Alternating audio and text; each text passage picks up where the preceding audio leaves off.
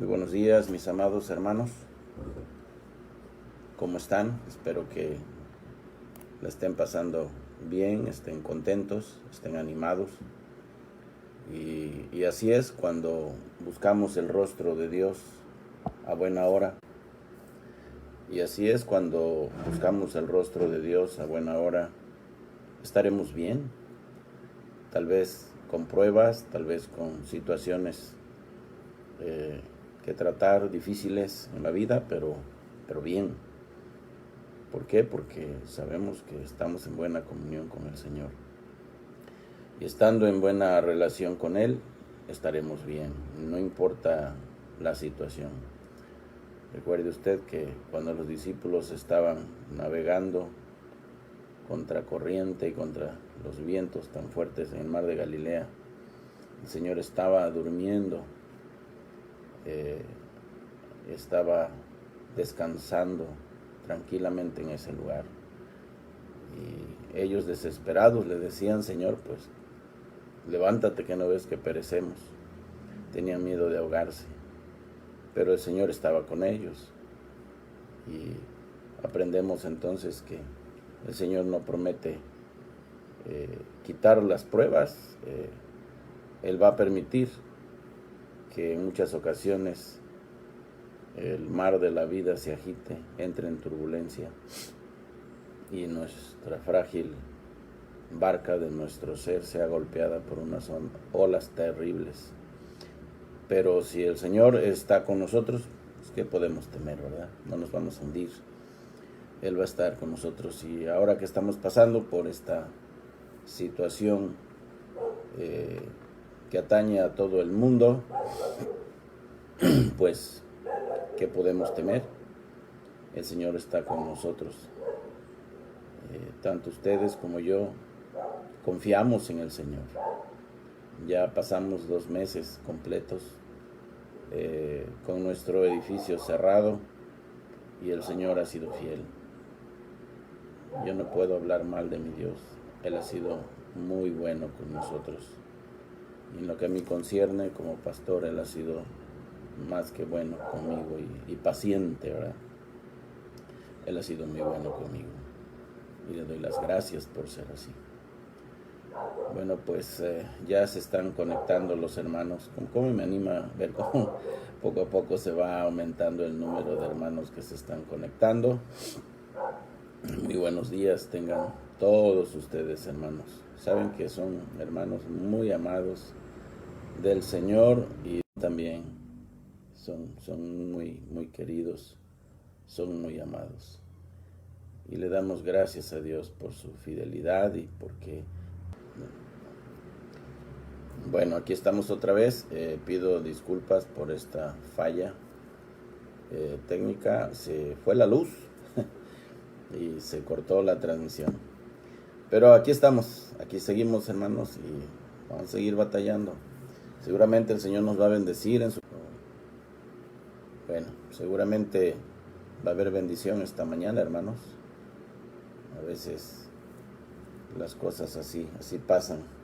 El enemigo intenta interrumpirnos, pero pues vamos a continuar. Vamos a meternos a nuestro pasaje de una vez. Les invito a abrir sus Biblias en el capítulo 2 de la epístola a los Efesios. Pablo sigue aquí animando a sus amados discípulos efesios, ¿verdad? Esta carta dirigida a este puerto marítimo donde se daba el comercio y había todo tipo de personas con todo tipo de creencias, filosofías. Y aquí él está dirigiendo esta epístola. Estamos en la parte doctrinal de la carta y el apóstol Pablo les está enseñando.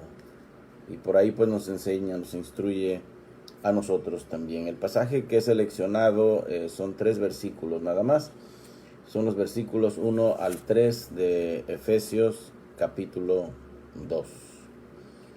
Dice así la palabra de Dios: y Él os dio vida a vosotros cuando estabais muertos en vuestros delitos y pecados, en los cuales anduvisteis en otro tiempo, siguiendo la corriente de este mundo, conforme al príncipe de la potestad del aire, el espíritu que ahora opera en los hijos de desobediencia, entre los cuales también todos nosotros vivimos en otro tiempo en los deseos de nuestra carne, haciendo la voluntad de la carne y de los pensamientos, y éramos por naturaleza hijos de ira, lo mismo que los demás.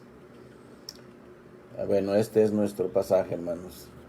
De inicio, el pasaje nos está sugiriendo una doctrina muy hermosa, y esta es la doctrina de la regeneración.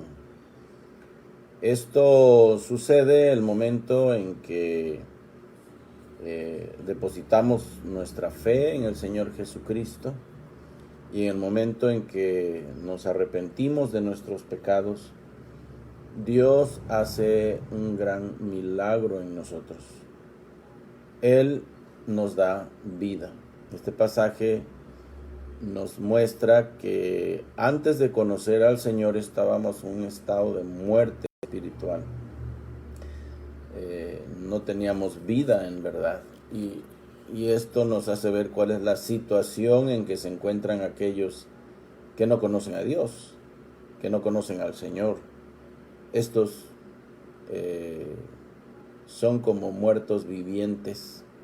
Bueno, está muy de moda ahorita hablar de muertos vivientes, ¿verdad? Por la programación televisiva o de cine que presenta este tipo de entretenimiento, ¿verdad? Los muertos vivientes. Es una contradicción de términos, ¿verdad? Porque ¿cómo puede un muerto vivir? El que está muerto está muerto. Pero valga aquí la comparación en el sentido espiritual. La gente aparentemente está viva. Y bueno, tienen por un tiempo vida física, pero la verdadera vida no la tienen. Y la verdadera vida es una vida espiritual. Y esta se recibe cuando por fin conocemos a Dios. Cuando el Señor hace esta obra en nuestro corazón y nos hace nacer de nuevo. Nos regenera, es decir, es una palabra compuesta, es generar vida otra vez. Este es el inicio de la vida, en verdad. Cuando conocemos a Cristo, cuando Él entra en nuestra vida, es cuando por fin vivimos. Ahora, físicamente tenemos vida, pero por un corto tiempo nada más. Dice la palabra de Dios en el Salmo 90 que la vida de nuestra edad son 70 años, y si en los más robustos son 80, con toda y su fortaleza, pues es molestia y trabajo. Pero estamos declarados muertos prácticamente, ya. Es cuestión de tiempo nada más. Y sé que a algunos tal vez les dé tristeza que diga yo eso, pero para el cristiano eso no debe dar tristeza. Es todo lo contrario, porque sabemos que cuando nuestra vida terrenal aquí termine, inmediatamente vamos a empezar a disfrutar la vida verdadera allá con el Señor. Y cuando Pablo habló a los filipenses y se refirió a eso, dijo que eso no solamente era mejor, sino que era muchísimo mejor. Muchísimo mejor estar con Cristo que estar aquí soportando tantas cosas feas, porque este mundo cada vez se pone más incómodo para la gente y también para nosotros.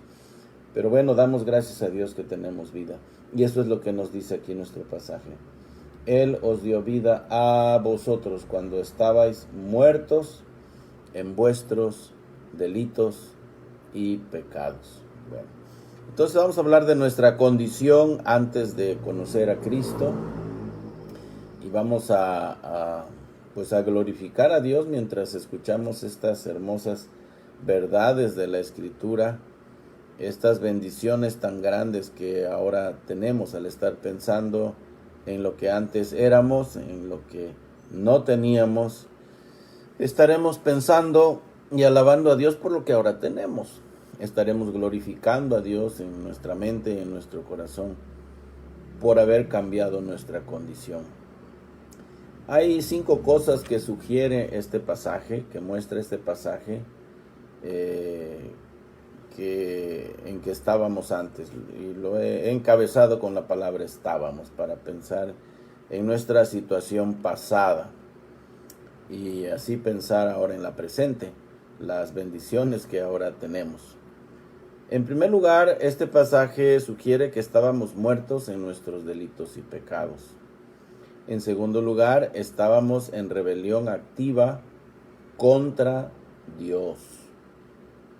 En tercer lugar, estábamos bajo el dominio de Satanás y del pecado. Fíjense nada más. Estábamos bajo el dominio de Satanás y del pecado. En cuarto lugar, estábamos incapaces de cambiar por nosotros mismos ese estado de rebelión contra Dios. El hombre no puede hacerlo. Y en quinto lugar, esto es lo más triste, estábamos expuestos a la ira de Dios, al igual que los demás, que todavía lo están. Bueno, ya de aquí haremos una aplicación muy práctica para nosotros, pero también una invitación a aquellos que todavía están en ese estado de condenación, en ese estado de muerte, que todavía no han nacido de nuevo. Bueno, en primer lugar, consideremos la primera situación en que estábamos muertos. Y como dije, pues aquí se sugiere esta doctrina tan hermosa del nuevo nacimiento. El pecado es la muerte del alma. El estado de todo ser humano sin Cristo es un estado de muerte espiritual. Hay varias clases de muerte, ¿eh? Está la muerte física y está la muerte espiritual, es decir, estar sin Cristo, y luego en tercer lugar pues la muerte eterna, que ya es estar separado eternamente de Dios en un lugar de tormento que la Biblia llama infierno o el lago de fuego. Entonces, el pecado es la muerte del alma, y el estado de todo ser humano sin Cristo es de muerte espiritual. Esta condición de muerte espiritual es universal. No respeta razas, no respeta colores, no respeta nivel académico, de preparación, no respeta las diferencias de coeficiente intelectual, arrasa parejo. Dice el apóstol Pablo que por tanto, como el pecado entró en el mundo por un hombre y por el pecado la muerte, así la muerte pasó a todos los hombres por cuanto todos pecaron. Es lo que dijo Pablo a los romanos. Entonces el pecado entró por medio de Adán, y con el pecado vino como resultado, como consecuencia, la muerte, es la separación de Dios y un estado de condenación eterno. Y así la muerte corrió como pólvora por toda la descendencia adámica. ¿Por qué? Por cuanto todos pecaron, todos pecamos. Y entonces, pues, así nacimos. Suena incongruente decirlo, pero nacimos muertos. Nacimos en condenación, nacimos en enemistad contra Dios, nacimos amando el pecado y nacimos heredando la condenación, el pecado, y con él la condenación eterna. Aparte de eso, Dios nos hace responsables de tantos pecados cometidos, ¿verdad?, en nuestra existencia terrenal. Ahora, si usted ya está en Cristo, pues obvio que ya la cosa cambió. Dios, desde el momento en que usted le fue insertada la vida nueva, la vida espiritual, usted desde ese momento recibió el perdón de sus pecados. El Señor dijo: borrón y cuenta nueva, no me debes nada. Tú ya me pediste perdón, tú ya recibiste a Jesucristo en tu vida, y bueno, pues ya gozas de mi perdón y por tanto gozas de vida eterna. Ahora sí tienes la verdadera vida. Entonces, esta condición es universal, atañe a todo ser humano. Hermanos, por eso es tan importante seguir predicando el Evangelio. Esforzarnos por seguir compartiendo la palabra de Dios a aquellos que no la conocen. Si usted tiene vecinos, busque la manera de hablarles de Cristo. Usted tiene amigos, hábleles de Cristo. Aproveche cada espacio que Dios le dé para hablarle del Señor Jesucristo, para que ellos también reciban la vida que usted tiene. Si usted no es un gran evangelista, pero Dios le da medios para apoyar a aquellos que lo quieren hacer, hágalo. Hay un montón de misioneros en el mundo que necesitan el apoyo de hermanos que tienen recursos para seguir predicando el Evangelio. Ellos lo quieren hacer, ellos disponen de su vida, disponen de su tiempo. Usted debe apoyar a personas así, que quieren compartir el Evangelio. Bueno, entonces, la primera situación en que estábamos es que estábamos muertos. Y esta, como ya repito, es la situación de todo aquel que no conoce al Señor, que no se ha arrepentido, que no ha puesto su confianza en el Hijo de Dios. Así nos dice la palabra de Dios. Éramos por naturaleza también hijos de ira. Estábamos bajo condenación.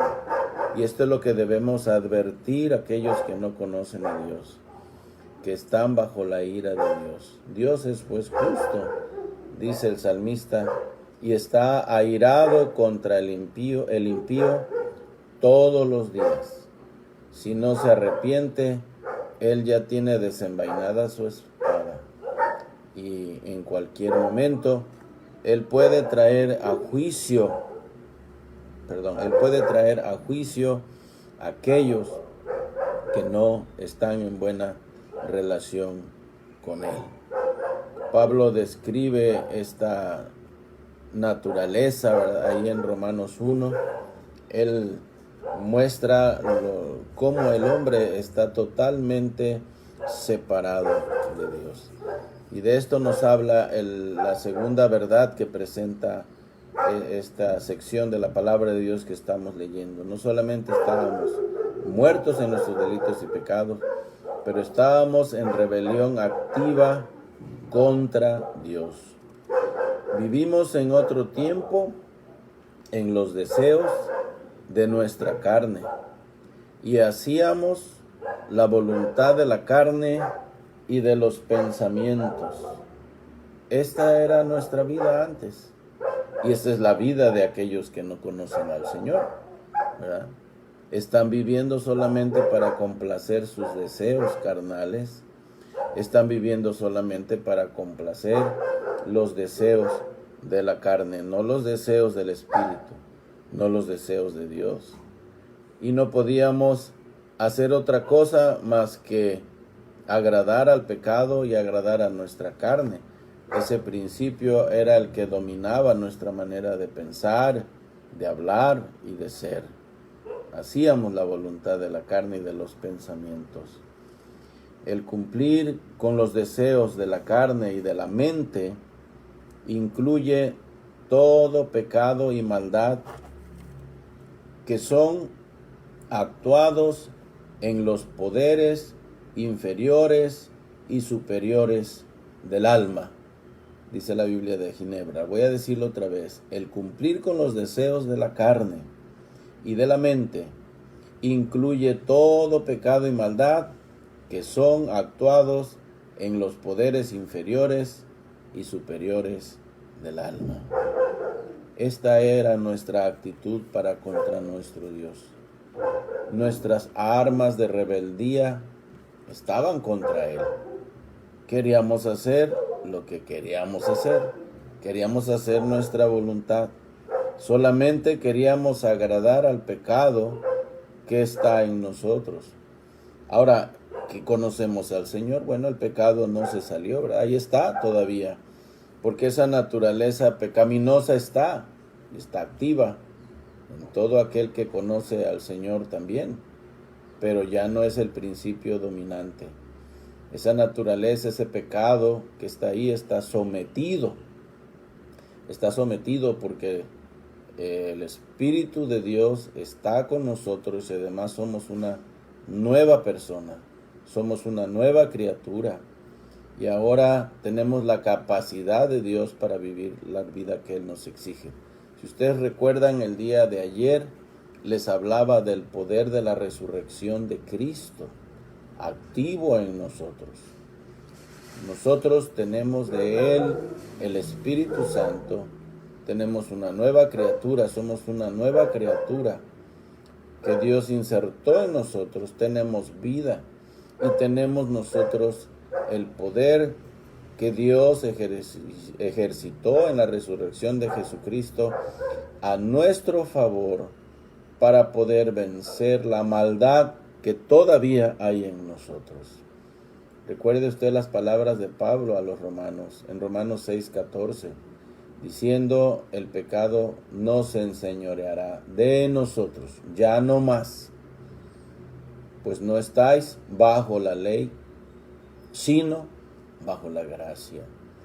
Cuando el hombre estaba bajo ese antiguo régimen de la ley solamente al dársele al hombre el mandamiento santo, justo y bueno, y el hombre siendo todo lo contrario, lo único que pasaba era que se removía más ese deseo de pecar y no tenía la capacidad de detenerse, porque la ley puede descubrir la pecaminosidad del hombre, mas no le puede dar al hombre la capacidad de cumplirla, de dejar ese pecado.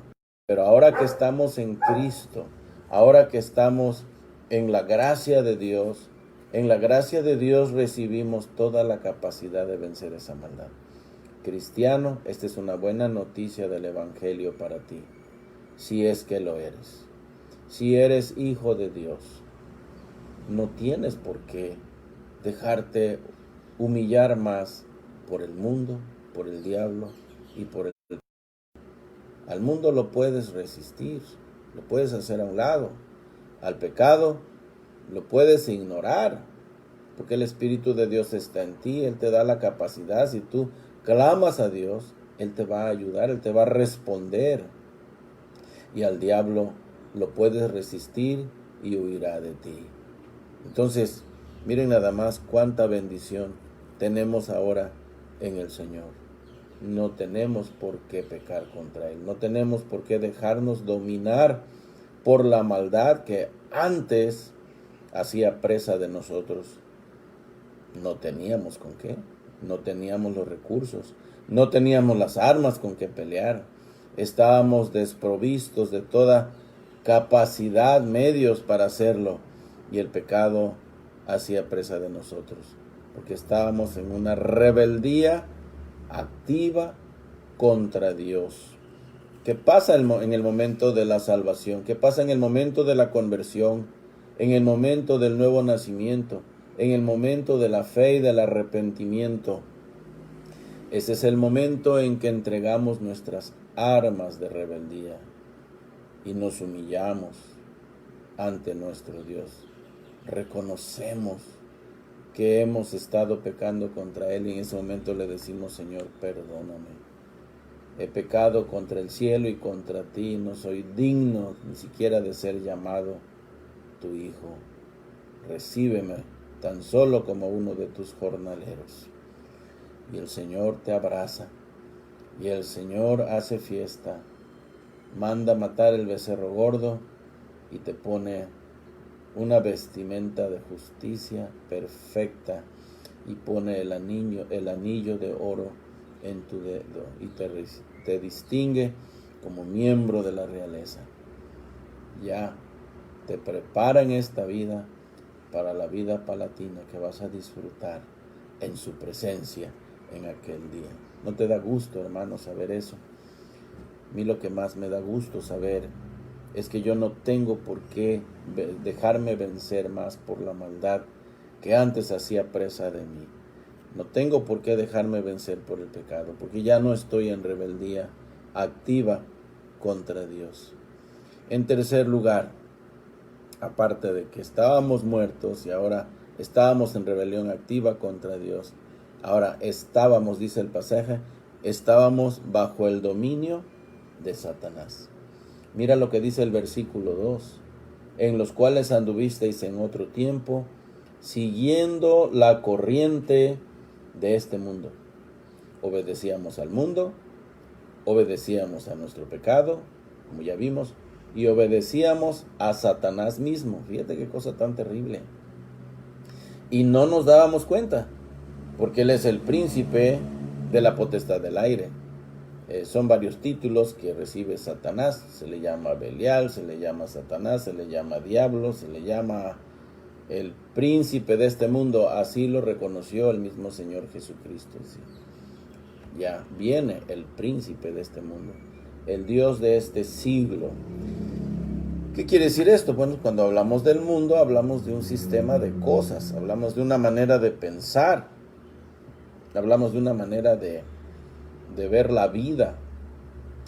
Es un estilo de manera de pensar y de vivir en donde Dios no encaja, totalmente opuesto a Dios. Los principios del mundo, los principios de la carne, están totalmente opuestos a Dios. Los principios del diablo son diametralmente opuestos a Dios. Dios aboga por la santidad, el diablo aboga por el pecado. Entonces, ahí estábamos. Estábamos manipulados por él como marionetas, ¿verdad? Manejados por Satanás allí. Nosotros movidos a su antojo. Bueno, dice que es el príncipe de la potestad del aire. Bueno, tiene que decir que tiene algo de poder el Satanás. Tiene algo de poder. Y tú no puedes competir con él por tus propias fuerzas, porque sí tiene lo suyo. Y es un gran maestro en la maldad, en la mentira. Y él te puede engañar como engañó a Eva. Y debemos tener cuidado con él, porque reconoce la Biblia que tiene lo suyo. Dios le dio cierta capacidad, le dio cierto poder en la región baja del aire, y desde allí tienta a los hombres. Desde allí él desarrolla su programa de maldad. En esta misma epístola, ¿verdad? En el capítulo 6 nos advierte contra el diablo y sus demonios.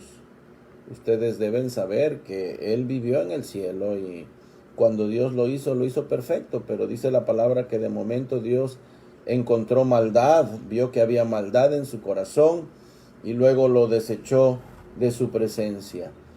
Y fue enviado aquí a la tierra, aquí donde estamos nosotros. Entonces Pablo nos recomienda que nos vistamos de toda la armadura de Dios para que podamos estar firmes contra las acechanzas del diablo.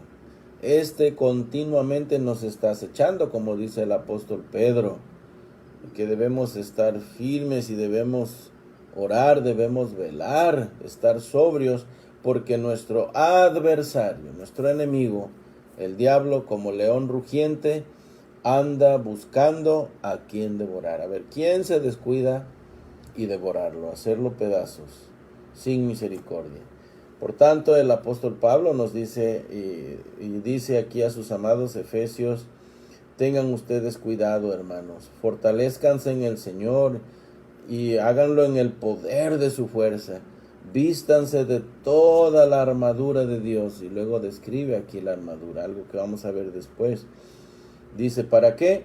Para que podáis estar firmes contra las acechanzas del diablo, porque no tenemos lucha contra sangre y carne, sino contra principados, contra potestades, contra los gobernadores de las tinieblas de este siglo, contra huestes espirituales de maldad. Y aquí otra vez menciona a las regiones celestes. ¿Por qué? Porque Él es el príncipe de la potestad del aire.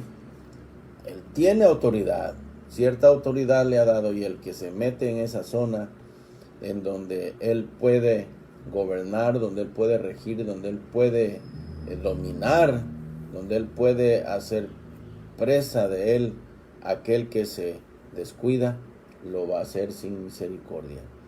No importa que seas cristiano, no importa que ya seas hijo de Dios. Los hijos de Dios tenemos que tener demasiado cuidado. Ya vimos la advertencia, hermanos. Fortalezcanse en el Señor, en el poder de su fuerza, y vístanse, dice Pablo, de toda la armadura. Póngansela toda, no dejen una parte de su ser espiritual descubierto, porque Satanás es muy certero. Él conoce tu tendón de Aquiles y él en cualquier momento puede atacar. Bueno, ahora podemos defendernos, pero ¿cuál era nuestra situación antes? Estábamos bajo su dominio. Bajo su dominio. Dice el apóstol Pablo a los colosenses que ya no estamos así bajo su dominio. Dice el cual, o sea, Cristo nos ha librado de la potestad. Dios, el Padre, nos ha librado de la potestad de las tinieblas y trasladado al reino de su amado Hijo. Miren lo que hizo el Padre. Nos quitó de un estilo de dominio, de un estilo de reino a otro. Aquí es como cambiar de sistema de gobierno o cambiar de país. Si tú estás en Estados Unidos, tú estás bajo el gobierno de ese país y tu autoridad máxima es el presidente de Estados Unidos. Pero si tú estás en México, estás bajo la autoridad de este país y su autoridad máxima es el presidente de este país, de México. Es una manera de decirlo, es como lo presenta Pablo.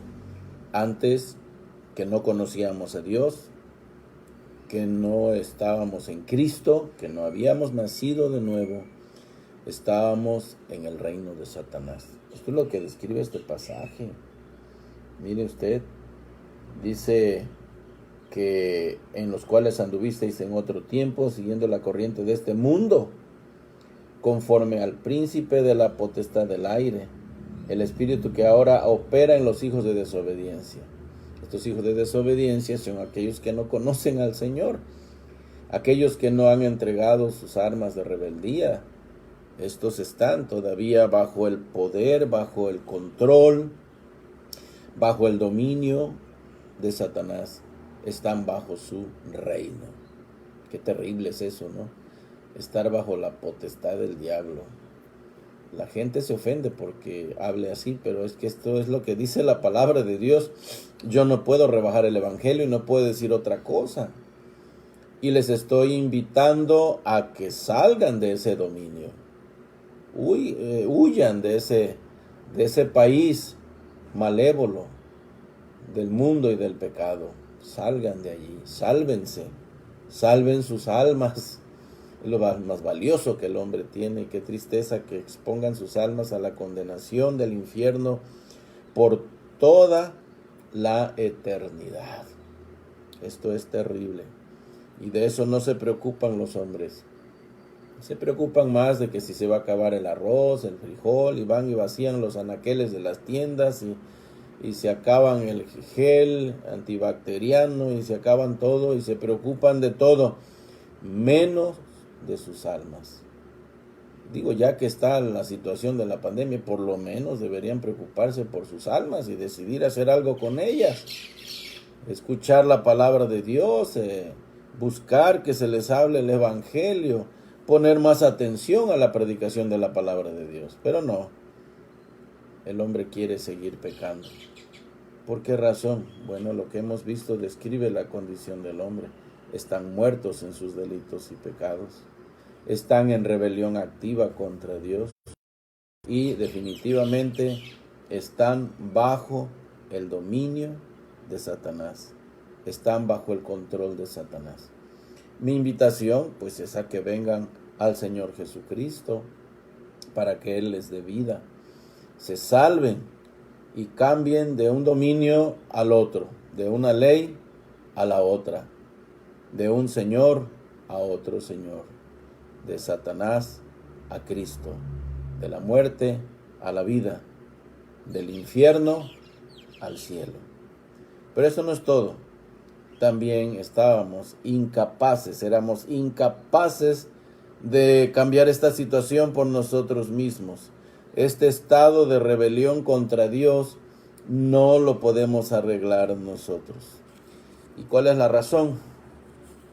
La razón es nuestra depravación. Y cuando uso esta palabra, no se me ofenda tan fácilmente. Usted podría quejarse, ay, el pastor Moy me está llamando un depravado. Bueno, pues todos los seres humanos estamos depravados. Cuando uso esta palabra, no estoy hablando de toda la potencialidad que el hombre tiene para pecar, para hacer mal. Y es debido a esa depravación que el hombre llega a hacer cosas muy vergonzosas, cosas muy horribles, muy terribles.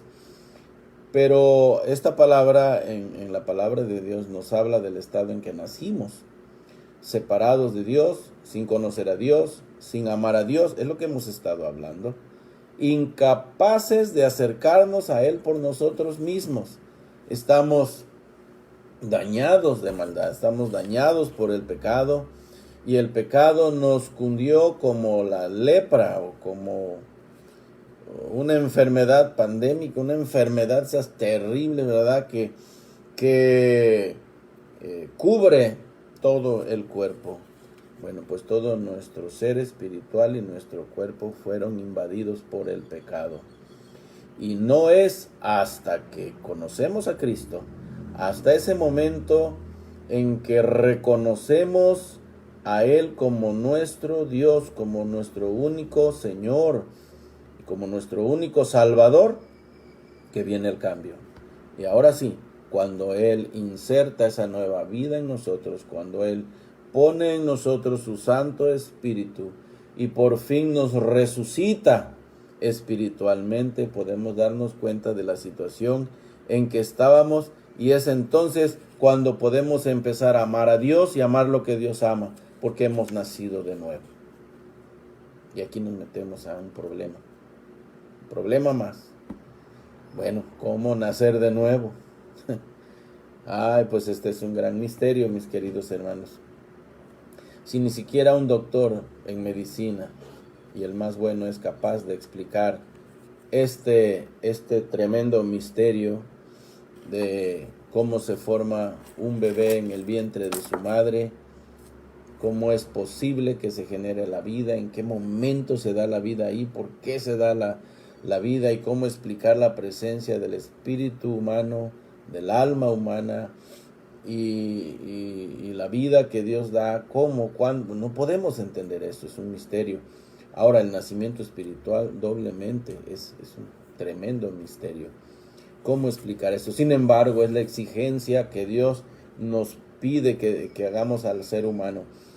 Tenemos que pedirles que se conviertan a Dios, debemos pedirles que se arrepientan, y debemos decirles que necesitan nacer otra vez. Esta es la pregunta que Nicodemo hizo a Jesús: ¿y cómo puedo yo nacer de nuevo?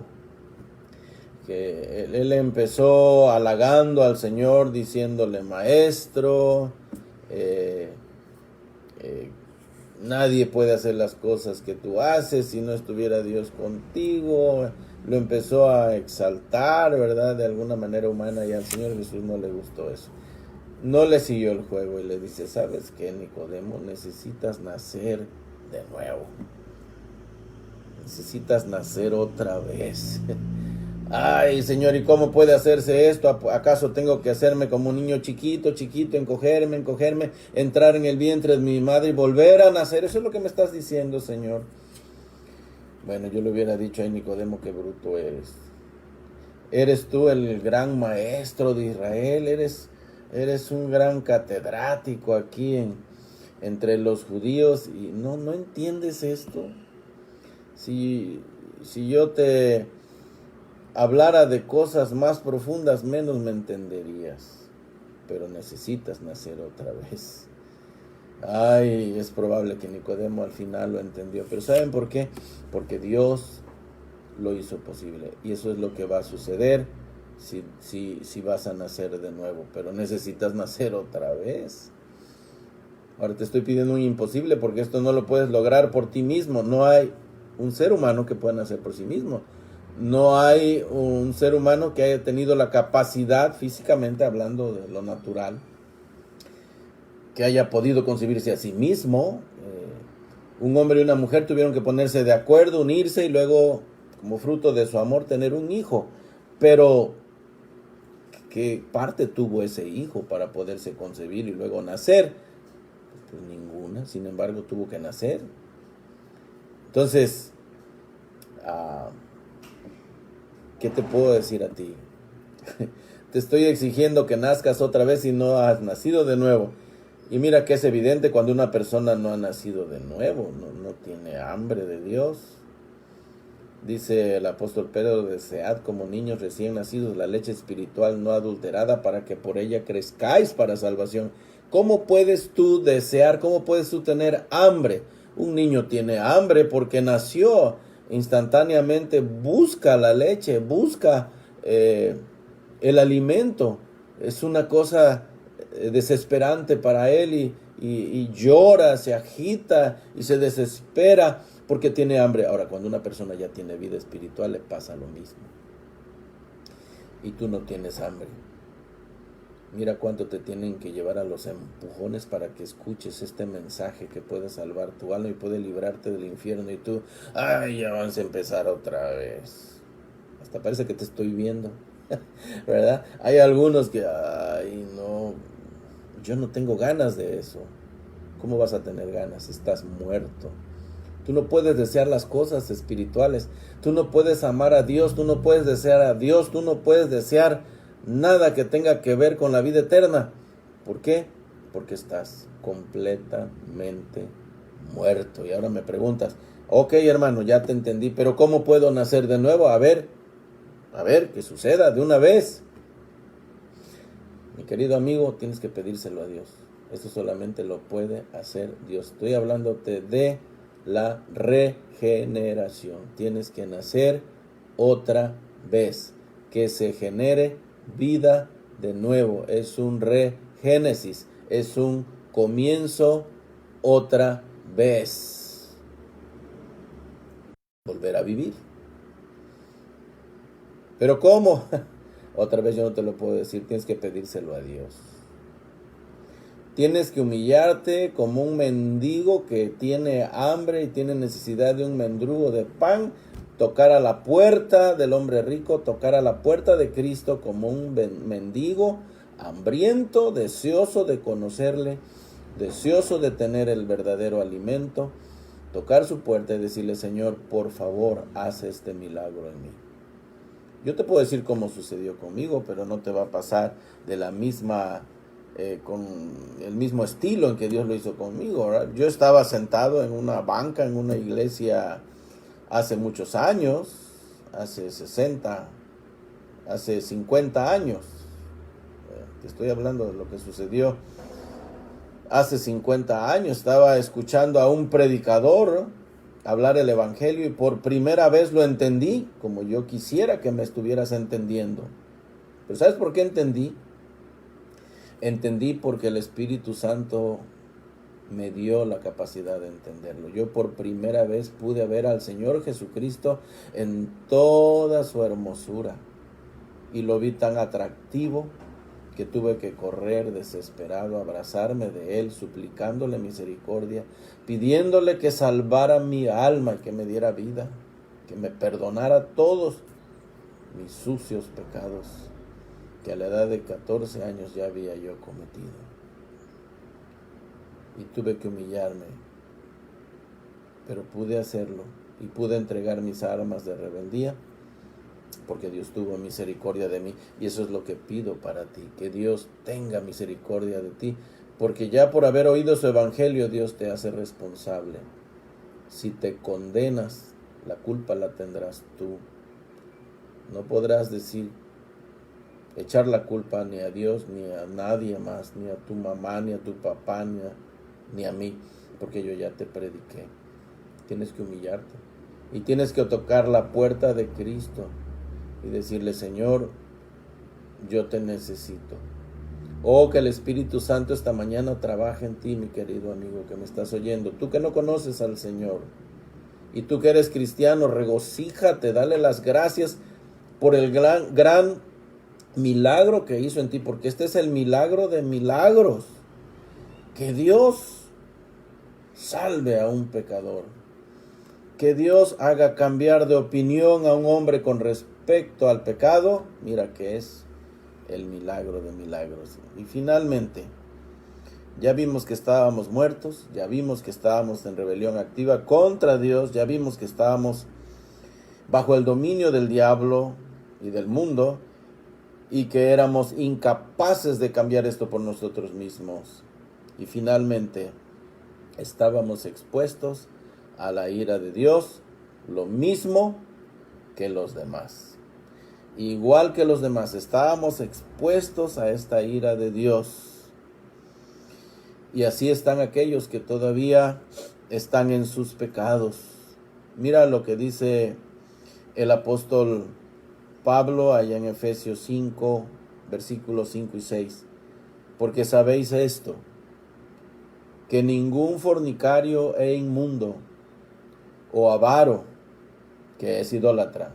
Qué curioso, ¿verdad? Al avaro se le llama idólatra. Se supone que un idólatra solamente adora ídolos, algo más que no sea Dios.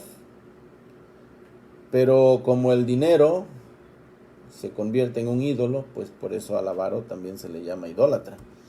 Entonces, ¿sabéis esto? Que ningún fornicario o inmundo o avaro, que es idólatra, tiene herencia en el reino de Cristo y de Dios. Nadie os engañe con palabras vanas, porque por estas cosas viene la ira de Dios sobre los hijos de los hombres. Mire qué cosa tan terrible y espantosa. Aquel que vive todavía en su maldad expuesto está a la ira de Dios, y tarde que temprano va a caer sobre usted la ira de Dios. Como he dicho antes, y se dice de manera poética, la espada de Damocles está pendiendo sobre su cabeza solamente por el grosor de un cabello, y en cualquier momento le puede caer. Esta es la ira de Dios. Preocúpese por su alma. Preocúpese por su alma.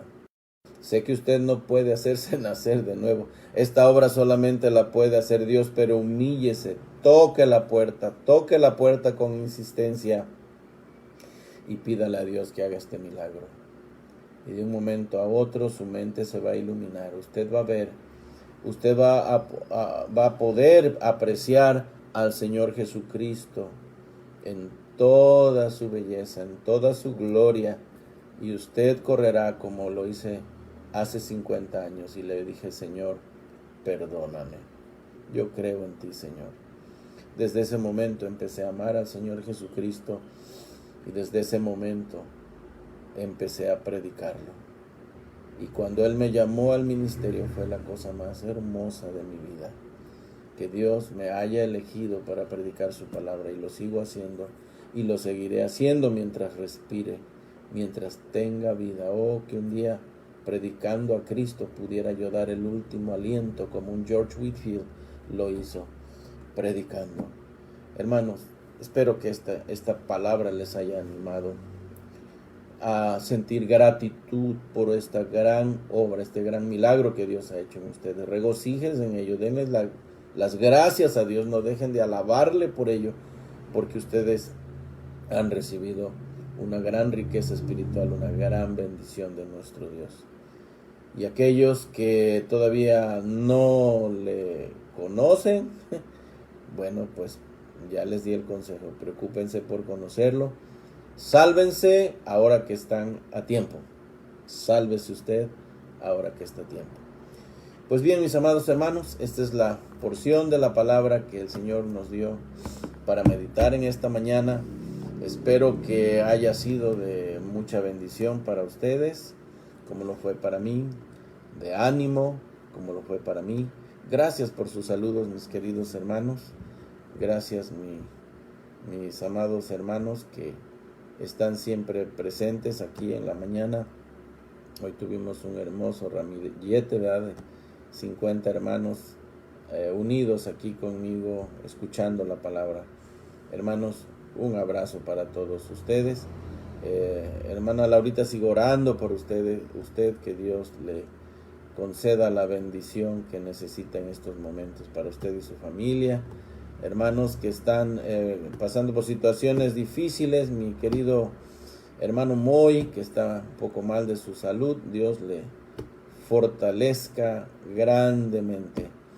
Mis hermanos allá en Estados Unidos, mi hermano Josh, Liz, Dios te bendiga, mi amado hermano. Mi hermanita Gloria, no solamente en el Señor, pero también en la carne, en Houston, está escuchando la palabra de Dios cada mañana.